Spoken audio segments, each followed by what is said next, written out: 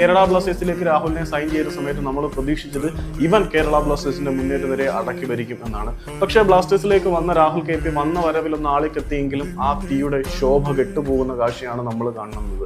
ഇന്ത്യയിൽ തന്നെ ഏറ്റവും മികച്ച രീതിയിൽ ലോവർ ഡിപ്പിംഗ് ബോളുകൾ അടിക്കാൻ, ഷോട്ടുകൾ അടിക്കാൻ മിടുക്കൻ രാഹുൽ തന്നെയാണ്. പക്ഷേ കേരള ബ്ലാസ്റ്റേഴ്സിൽ അദ്ദേഹത്തിന് മതിയായിട്ടുള്ള അവസരങ്ങൾ മുതലെടുക്കാൻ കഴിയുന്നില്ല എന്നുള്ളത് ഒരു വസ്തുത തന്നെയാണ്.